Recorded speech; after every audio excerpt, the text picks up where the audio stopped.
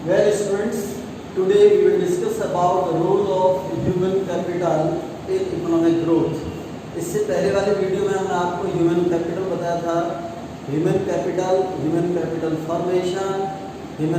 Formation के sources आपको हमने समझाए थे, और ह्यूमन कैपिटल में हमने आपको बताया था कि skills, ability, knowledge, experience of people are constitute human capital. Human capital से प्रोडक्टिव कैपेसिटी बढ़ती है, प्रोडक्टिव कैपेसिटी बढ़ने से प्रोडक्शन ज़्यादा होता है, अर्निंग ज़्यादा होती है, और जब अर्निंग ज़्यादा होगी, प्रोडक्टिव कैपेसिटी ज़्यादा होगी, तो नेचुरली इकोनॉमिक ग्रोथ भी होगा। तो today we have to discuss the role of human capital in economic growth. Economic growth में ह्यूमन कैपिटल का क्या रोल है? क्या ह्यूमन कैपिटल अगर बढ़ जाए, एफिशिएंसी लोगों की बढ़ जाए, कैपेसिटी काम करने की लोगों की बढ़ जाए, तो क्या उससे इकोनॉमिक ग्रोथ होगा या नहीं होगा, और किस तरीके से होगा? तो जैसा मैंने आपको बताया कि ह्यूमन कैपिटल का मतलब है प्रोडक्टिव एफिशिएंसी बढ़ना, वर्किंग कैपेसिटी बढ़ना, और जब लोगों के अंदर नॉलेज ज़्यादा होगी, एक्सपीरियंस ज़्यादा होगा, कैलिबर ज़्यादा होगा, तो प्रोडक्शन भी ज़्यादा होगा और इकोनॉमिक ग्रोथ होगा। लेकिन ये किस तरीके से होगा, इसको देख लेते हैं कि जब ह्यूमन कैपिटल फॉर्मेशन होगा, ह्यूमन कैपिटल का डेवलपमेंट देश के अंदर होगा, तो there will be increase in labour productivity. Labour productivity increase होगी, यानी कि प्रोडक्शन बढ़ेगा, और जब प्रोडक्शन बढ़ेगा तो इकोनॉमिक ग्रोथ भी इंप्रूव होगा। लेकिन सबसे पहले हम ये देखें कि इकोनॉमिक ग्रोथ होता क्या है। इकोनॉमिक ग्रोथ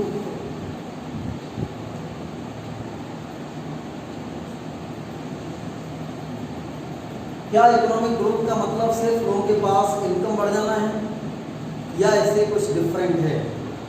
इकोनॉमिक ग्रोथ का मतलब है इंक्रीज इन रियल पर capita income over a long period of time, और इसका सिंपली मतलब है देश के अंदर गुड्स एंड सर्विसेज का प्रोडक्शन बढ़ना। गुड्स एंड सर्विसेज के प्रोडक्शन का बढ़ना ही इकोनॉमिक ग्रोथ है। अगर कोई भी काम ऐसा हो रहा है जिससे देश के अंदर production of goods and services ज़्यादा हो रहा है, तो हम कहेंगे देश में इकोनॉमिक ग्रोथ हो रहा है। तो इकोनॉमिक ग्रोथ की डेफिनेशन है sustained rise in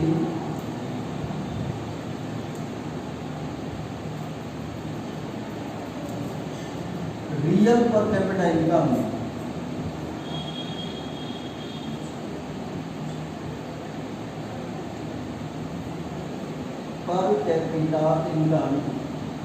over a long period of time।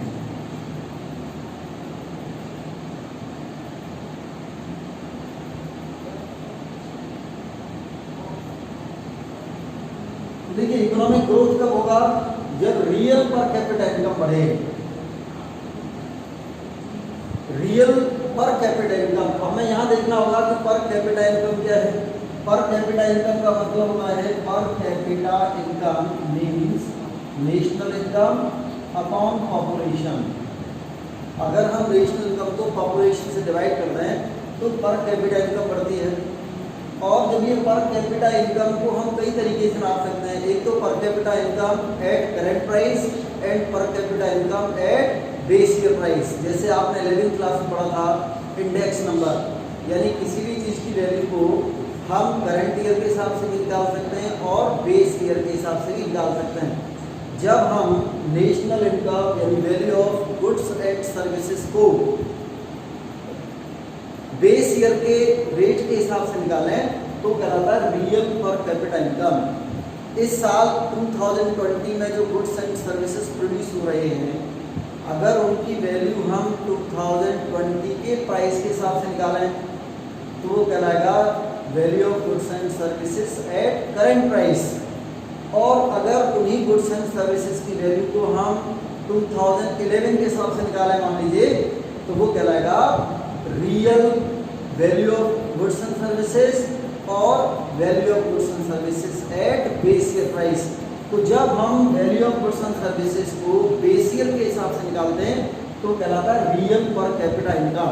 और ये रियल पर कैपिटा इनकम निकालना इसलिए भी जरूरी है क्योंकि देश के अंदर नेशनल इनकम या पर कैपिटा इनकम तो इन्फ्लेशन की वजह से भी बढ़ सकती है। लेकिन जब इन्फ्लेशन हो रहा है और इनकम बढ़ रही है इन्फ्लेशन की वजह से, तो ग्रोथ नहीं हुआ।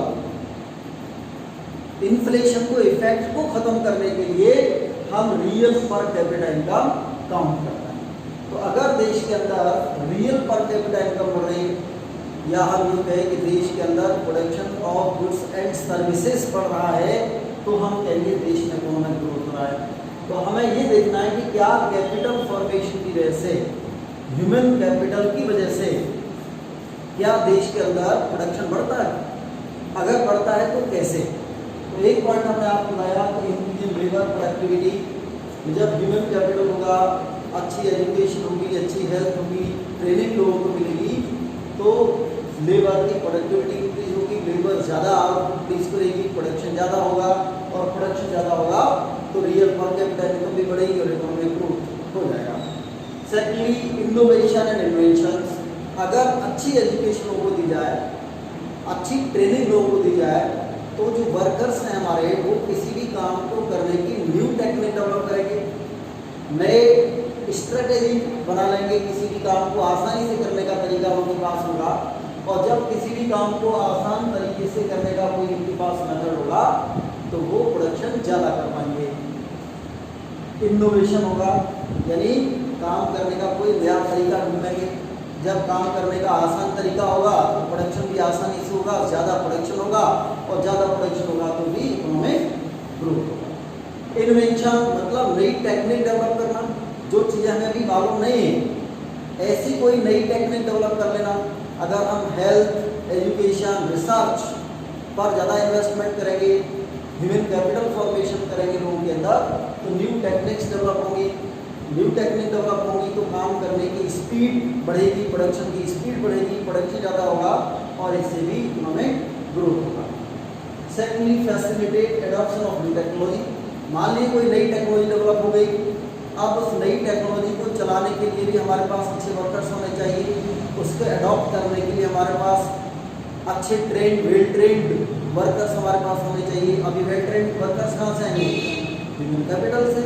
तो हम ह्यूमन कैपिटल के through well trained workers provide करते हैं, और वो वेल ट्रेंड वर्कर्स जो हैं, जो न्यू टेक्नोलॉजी डेवलप हुई है, उसे सूटेबली अडॉप्ट करते हैं, और जब अडॉप्ट करेंगे तो प्रोडक्शन ज़्यादा होगा, प्रोडक्टिविटी ज़्यादा होगी, आउटपुट ज़्यादा होगा, और इकोनॉमिक ग्रोथ भी बढ़ेगा।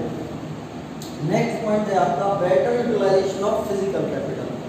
फिजिकल कैपिटल जैसे मशीन्स, इक्विपमेंट्स, इंस्ट्रूमेंट्स, टूल्स, अब इन सभी चीज़ों को अच्छी तरीके से ऑप्टिमम यूटिलाइजेशन करने के लिए हमारे पास वर्कर्स, अच्छे वर्कर्स होने चाहिए, वेल ट्रेन्ड वर्कर्स होने चाहिए, और ये वेल ट्रेन्ड वर्कर्स का मतलब वही ह्यूमन कैपिटल।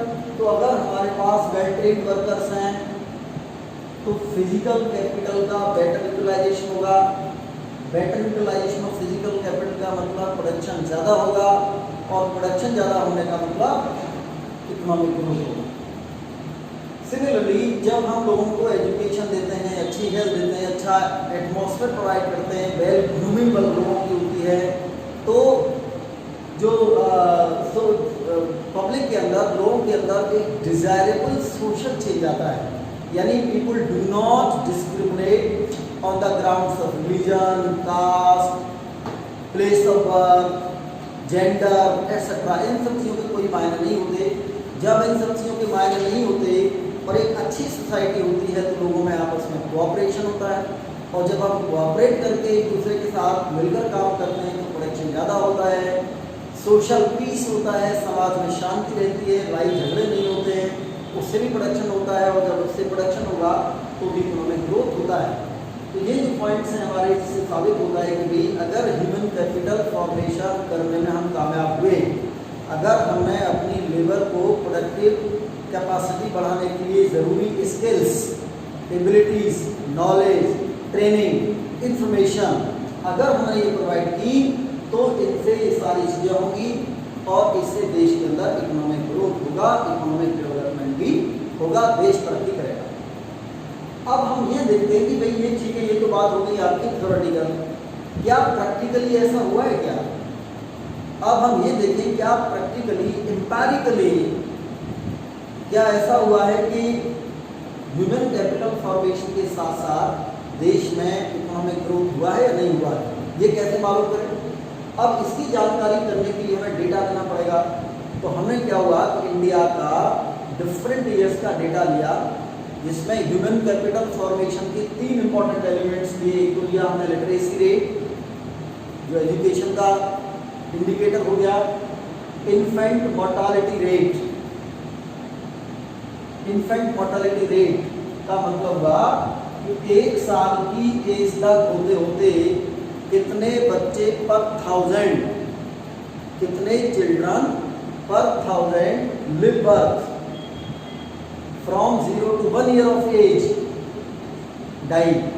कितने बच्चे 1 साल तक की उम्र होते होते उनकी बच्चों की डेथ हो जाती है पर 1000 लिव बर्थ, उसे कहते हैं इन्फेंट मोर्टालिटी रेट। तो इन्फेंट मोर्टालिटी रेट अगर ज़्यादा है तो इसका मतलब हुआ health care medical care facilities poor हैं, और अगर इन्फेंट मोर्टालिटी रेट कम है तो इसका मतलब हुआ health care medical care facilities better हैं, यानी कि ह्यूमन कैपिटल फॉर्मेशन का ये भी इंडिकेटर है, क्योंकि गुड हेल्थ का इंडिकेटर है। लाइफ एक्सपेक्टेंसी का मतलब एक आदमी की एवरेज लाइफ कितनी है, एवरेज लाइफ आदमी की एवरेज लाइफ कितनी है ये देखते हैं। तो इसमें क्या है, अगर मान लीजिए कि एवरेज लाइफ आदमी की ज़्यादा है, इसका मतलब हुआ कि बीमारियों पर कंट्रोल ज़्यादा है, इसका मतलब हुआ health care and medical care facilities अच्छी हैं। और अगर लाइफ एक्सपेक्टेंसी कम है, इसका मतलब हुआ health care medical care facilities poor है। तो यहाँ पर हमें हमने दो एलिमेंट्स दिए, ये दोनों एलिमेंट्स हो गए हेल्थ के इंडिकेटर्स, और ये हो गया आपका एजुकेशन का इंडिकेटर, ये एजुकेशन का इंडिकेटर हो गया। और health and education are 2 important parts of human capital. Human capital formation के 2 हमने एलिमेंट ले लिए। अब हम देखते हैं कि क्या इंडिया के अंदर 1951, 51, 52 से लेकर के 2016-17 तक का डेटा हमारे पास है, कुछ सेलेक्टेड ईयर्स का। तो हम देखते हैं क्या इन ईयर्स में, इन डिफरेंट ईयर्स में ह्यूमन कैपिटल फॉर्मेशन और इकोनॉमिक ग्रोथ का क्या कोरिलेशन है, क्या ह्यूमन कैपिटल फॉर्मेशन और इकोनॉमिक ग्रोथ में पॉजिटिव कोरिलेशन है या नहीं है, किस तरह का कोरिलेशन है, अब हम इस टेबल के थ्रू देखते हैं। तो यहाँ हम ये देखते हैं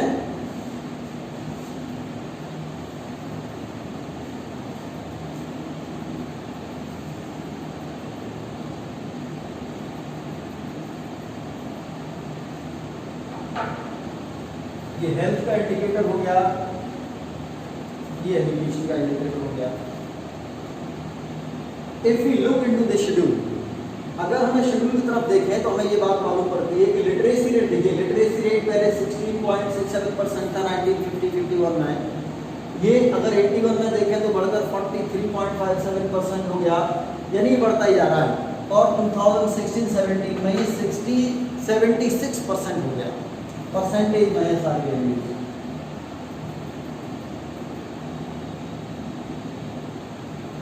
और ये जो आपका पर 1000 है, पर 1000 लिव बर्थ।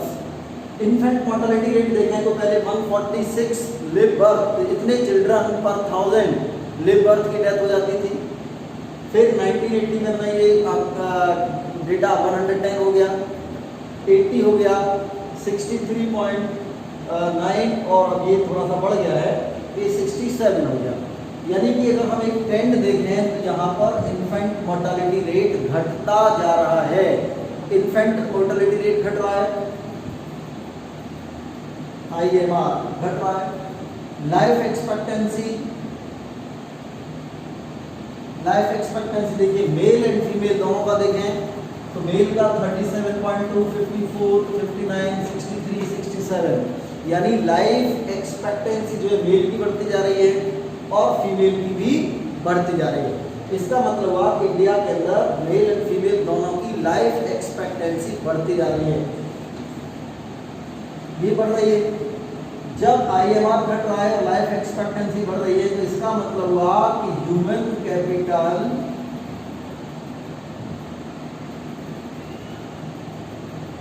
इम्प्रूव हो रहा है, ह्यूमन कैपिटल फॉर्मेशन बढ़ रहा है, ह्यूमन कैपिटल इम्प्रूव हो रही है। अब आप देखिए क्या इन ह्यूमन कैपिटल फॉर्मेशन, ये ह्यूमन कैपिटल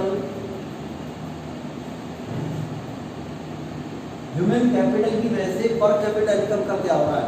तो देखिए 1951 में जो पर कैपिटा इनकम थी 7651 रुपीज थी पर पर्सन थी, जो कि बाद में बढ़कर के 12,174 और अल्टीमेटली ये इतनी रुपीज हो गई है। इसका मतलब हुआ कि यहाँ पर ह्यूमन कैपिटल फॉर्मेशन भी इम्प्रूव हो रहा है और रियल पर कैपिटा इनकम भी बढ़ रही है। रियल पर कैपिटा इनकम भी बढ़ रही है। इसका मतलब हुआ कि there is direct relation between human capital formation and economic growth. Economic growth में और ह्यूमन डेवलपमेंट में डायरेक्ट रिलेशन है। ह्यूमन कैपिटल फॉर्मेशन भी प्रैक्टिकली देख रहे हैं इस बात को कि human capital formation, human capital भी बढ़ रही है देश के अंदर और इकोनॉमिक ग्रोथ भी बढ़ रहा है। तो इससे साबित होता है कि human capital play very important और rather a very crucial role in economic growth and economic development of a country. अब और थोड़ा सा इसके बारे में जान लेते हैं। देखिए अब आप ये देखिए शेड्यूल को, ये मालूम पड़ गया कि ह्यूमन कैपिटल फॉर्मेशन भी बढ़ रहा है और इकोनॉमिक ग्रोथ भी इम्प्रूव हो रहा है। लेकिन अब आप इसमें कैसे जज करेंगे कि ह्यूमन कैपिटल फॉर्मेशन की वजह से इकोनॉमिक ग्रोथ हो रहा है या इकोनॉमिक ग्रोथ की वजह से ह्यूमन कैपिटल फॉर्मेशन हो रहा है। कौन इफेक्ट है, कौन कॉज है, कॉज एंड इफेक्ट रिलेशनशिप कैसे एस्टैब्लिश करें, कैसे मालूम पड़े कि पर कैपिटा इनकम की वजह से ह्यूमन कैपिटल बढ़ रहा है या ह्यूमन कैपिटल के बढ़ने की वजह से पर कैपिटा इनकम बढ़ रही है। Fact is that there is two way relationship. यहाँ पर human capital formation, human capital और इकोनॉमिक ग्रोथ में टू वे रिलेशन है।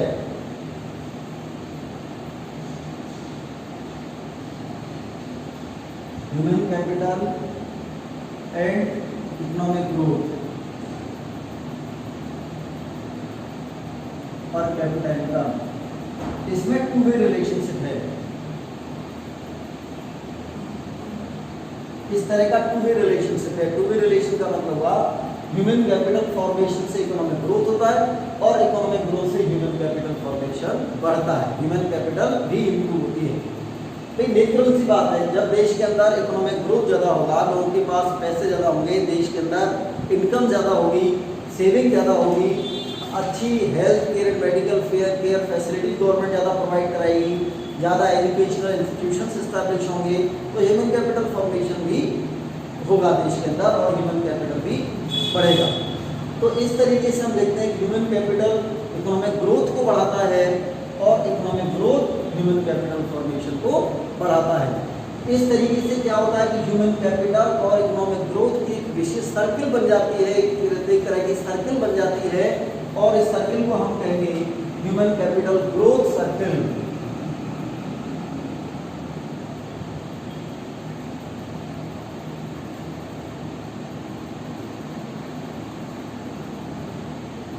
एक सर्किल बन जाएगी। सर्किल इस तरह से बनेगी, ह्यूमन कैपिटल से इकोनॉमिक ग्रोथ होगा और इकोनॉमिक ग्रोथ से ह्यूमन कैपिटल फॉर्मेशन बढ़ेगा। तो इस तरीके से हम कह सकते हैं कि यहाँ पर ह्यूमन कैपिटल फॉर्मेशन से इकोनॉमिक ग्रोथ बढ़ रहा है और इकोनॉमिक ग्रोथ से ह्यूमन कैपिटल भी बढ़ रही है। तो ये चीज़ें हो गई हमारी growth of human capital and economic growth. Next topic लेते हैं हम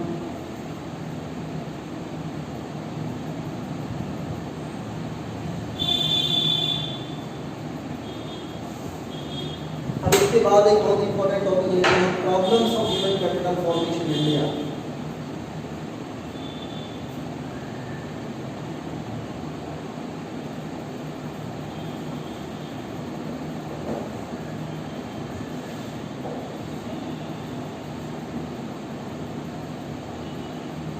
अब सवाल ये कि इतना हम ह्यूमन कैपिटल फॉर्मेशन उस क्वांटिटी में, उस क्वालिटी में हम नहीं कर पा रहे हैं जितना ह्यूमन कैपिटल होना चाहिए देश के अंदर। ऐसा क्यों है कि हमारे देश के अंदर ह्यूमन कैपिटल इनसफिशिएंट है, इतनी ह्यूमन कैपिटल हमारे पास नहीं जितनी होनी चाहिए, जितनी डिजायरेबल है उतनी नहीं है। तो हमें क्या कारण है इसके? तो इसके कुछ कॉजेज हैं। एक इनमें से हम कॉज लेते हैं हाई पॉपुलेशन।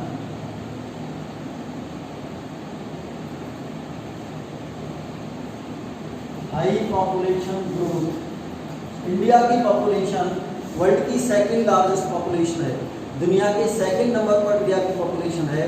जब ज़्यादा पॉपुलेशन होगी तो ज़्यादा रिसोर्सेज चाहिए, ज़्यादा एजुकेशनल इंस्टीट्यूशन चाहिए, ज़्यादा स्कूल्स, कॉलेजेस, यूनिवर्सिटीज ये सब ज़्यादा चाहिए। तो अब इनके लिए हमारे पास रिसोर्स इतने नहीं है।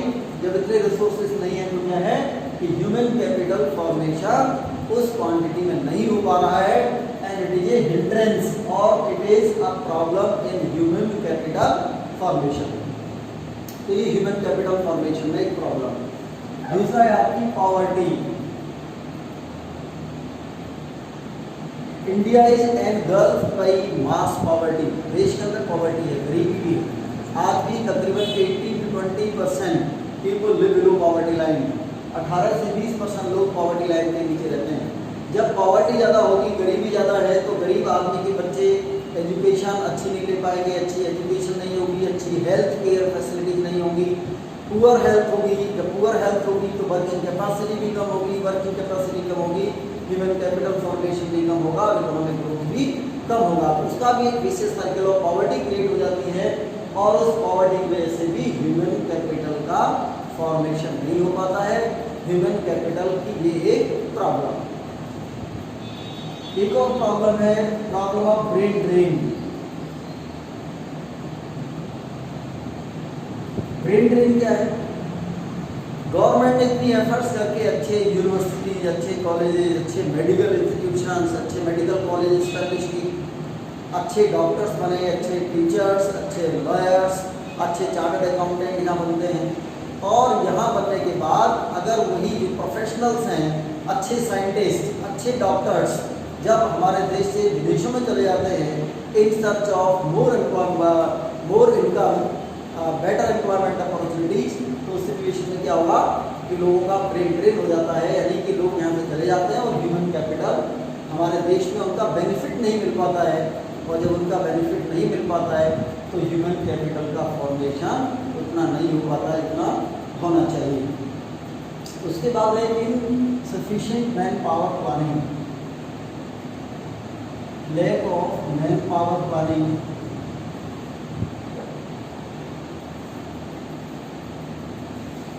अब इंडिया के अंदर पॉपुलेशन है, हमारे यहाँ डेमोग्राफिक डिविडेंड भी है, यंग पॉपुलेशन है, वर्किंग पॉपुलेशन ज़्यादा है, डिपेंडेंसी रेशियो कम है। लेकिन उसके बाद हमारे देश की प्रॉब्लम ये है कि हमारे यहाँ देश के अंदर मैन पावर प्लानिंग नहीं है, प्रॉपर मैन पावर प्लानिंग नहीं है। जब मैन पावर प्लानिंग नहीं है तो किस आदमी को किस चीज़ की ट्रेनिंग देनी है कोई क्लियर नहीं है। नतीजा ह्यूमन कैपिटल फॉर्मेशन उस क्वांटिटी में नहीं हो पा रहा है जितना उस क्वांटिटी में होना चाहिए।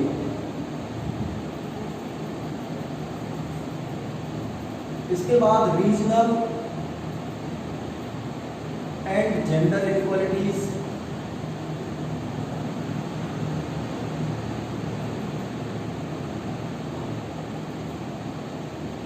हमारे देश में कुछ एरियाज में देखें डेवलपमेंट ज़्यादा है, पंजाब, हरियाणा, वेस्टर्न यूपी,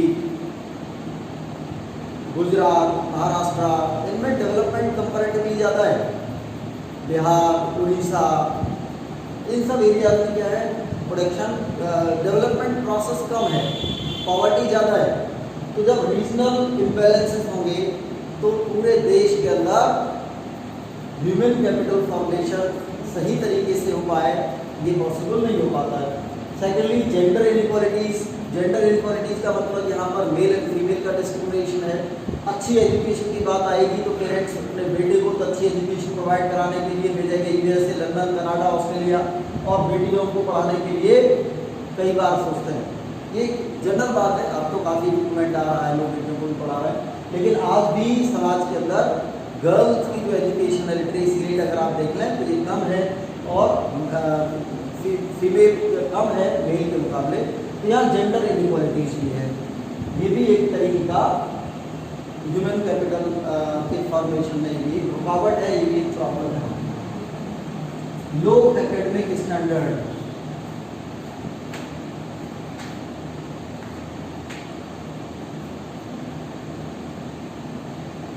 लो एकेडमिक स्टैंडर्ड का मतलब हमारे देश में एजुकेशन का जो लेवल है वो कम है, पुअर है।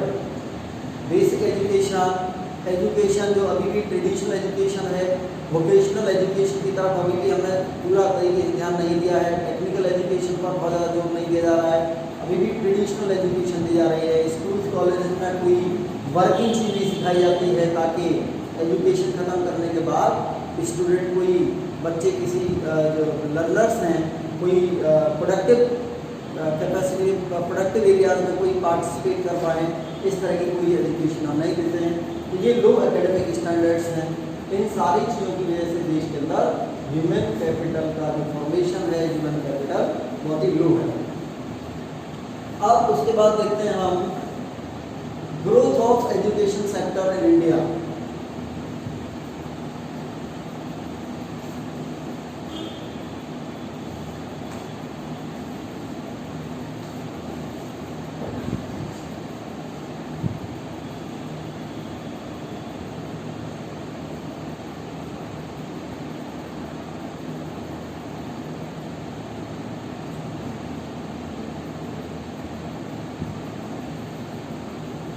हमारे देश की गवर्नमेंट ने बहुत एफर्ट्स किए इंडिपेंडेंस के बाद, नए कॉलेजेस, स्कूल्स, यूनिवर्सिटीज़ बहुत सारी इस्टेब्लिश की, और गवर्नमेंट का जो एक्सपेंडिचर है वो भी पहले के मुकाबले काफ़ी तेज़ स्पीड से बढ़ रहा है। तो ये गवर्नमेंट क्या है कि देश के अंदर काफ़ी एजुकेशन सेक्टर में डेवलपमेंट हुआ है। अब क्या डेवलपमेंट हुआ है कि अब इसको हम देखने के लिए देखते हैं कि गवर्नमेंट का टोटल एक्सपेंडिचर पहले कितना परसेंट था। जैसे 1950, 51 और 2014 दो ईयर का हम डेटा देख रहे हैं, 1950, 51 एंड 52 एंड 2014 दो ईयर्स का हम डेटा देखेंगे। और डेटा दो तरीके से रिलेटेड देखते हैं, total government expenditure, percentage of total government expenditure and percentage of GDP,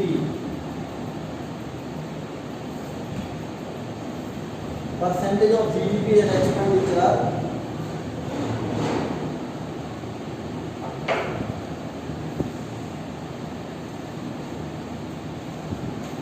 expenditure on education। Government का एक्सपेंडिचर टोटल 1952 में टोटल गवर्नमेंट के एक्सपेंडिचर का पहले कितना परसेंट था और अब कितना परसेंट हो गया है। तो यहाँ पर देखिए पहले 7.1% था जो कि बढ़कर के अब ये 15.7% हो गया है। यानी टोटल गवर्नमेंट एक्सपेंडिचर का 7.1% was the expenditure exclusively on education, जो कि बढ़ करके 15.7% हो गया है। यानी गवर्नमेंट का खर्चा एजुकेशन सेक्टर पर पहले के मुकाबले बहुत तेज स्पीड से बढ़ गया। अब जीडीपी का देखिए, पहले 1952 में ओनली 0.64% ऑफ जीडीपी, पूरे इंडिया की जीडीपी का मात्र 0.64% was spent on education sector. Now it has increased to 4.2%. It has increased to 4.23%. यानी यहाँ भी गवर्नमेंट का एक्सपेंडिचर बढ़ गया है। जीडीपी का 0.64% था और जीडीपी बहुत कम थी। अब जीडीपी भी कितने ट्रिलियन हो गई है और उसका भी 4.23% जीडीपी का एजुकेशन सेक्टर पर एक्सपेंडिचर बढ़ गया है। तो काफ़ी इम्प्रूवमेंट हुआ है, गवर्नमेंट ने काफ़ी इसके अंदर काफ़ी चेंज लेकर गवर्नमेंट आई है। लेकिन सवाल उठता है कि क्या ये जो ग्रोथ हुआ है एजुकेशन सेक्टर में, ये जो गवर्नमेंट का एक्सपेंडिचर एजुकेशन सेक्टर में बढ़ा है, क्या ये सफिशिएंट है? इसको देखने के लिए हम देखते हैं कि recommendations made by education commission, ये जो एक्सपेंडिचर है, ये वाला एक्सपेंडिचर अभी भी इनसफिशिएंट है। ये भी अभी भी इनसफिशिएंट है। कैसे? Education commission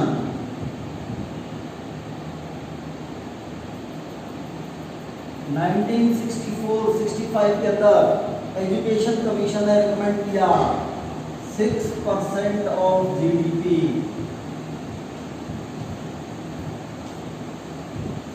should be spent on education. At least education commission कहता है कि एजुकेशन पर कम से कम 6% of GDP should be spend, तब एजुकेशन की हालत सही होगी, तब एजुकेशन सही होगी। लेकिन आज भी हम कितना स्पेंड कर रहे हैं? 4.23% ऑफ जीडीपी। एजुकेशन कमीशन कहता है कम से कम 6% of GDP should be spent on education. तो इसका मतलब हुआ कि आज भी एजुकेशन पर गवर्नमेंट का एक्सपेंडिचर कम है, जितना होना चाहिए उतना से कम है।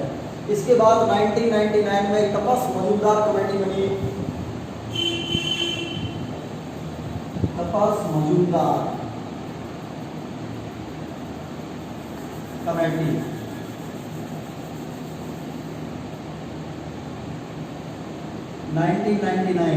It recommended that at least 1.37 lakh crore 1.37 lakh crore rupees should be spent for at least 10 years.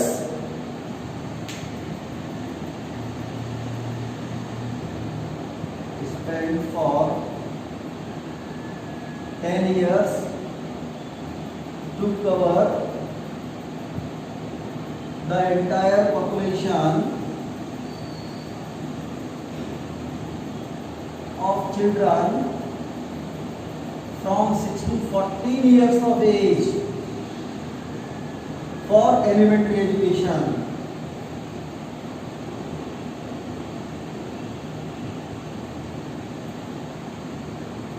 Elementary education provide करने के लिए, पूरे इंडिया के सारे बच्चों को एलिमेंट्री एजुकेशन प्रोवाइड करने के लिए for the age of 6 to 14 years of age, government should spend at least 1.37 lakh crore at least for 10 years। तो ये रिकमेंडेशंस हैं, एजुकेशन कमीशन की रिकमेंडेशन है, तपस मजूमदार कमेटी की रिकमेंडेशन है। और इस रिकमेंडेशन के हिसाब से हम देखते हैं कि इंडिया के अंदर जो एजुकेशन सेक्टर पर जो एक्सपेंडिचर हो रहा है वो इनसफिशिएंट है, उतना एक्सपेंडिचर नहीं हो रहा है। लेकिन हमारी गवर्नमेंट, एक पॉजिटिव एस्पेक्ट ये है कि एजुकेशन सेक्टर पर गवर्नमेंट का फोकस बढ़ता जा रहा है, गवर्नमेंट का जो एक्सपेंडिचर है वो कंटिन्यूसली बढ़ता जा रहा है। तो ये सब चीज़ें हैं, सारी चीज़ें इसमें हैं इस टॉपिक के अंदर। तो अब ये सारी चीज़ें आप ध्यान रखेंगे। आज तक के लिए हम सिर्फ इतना ही समझाते हैं, तब तक के लिए थैंक यू वेरी मच।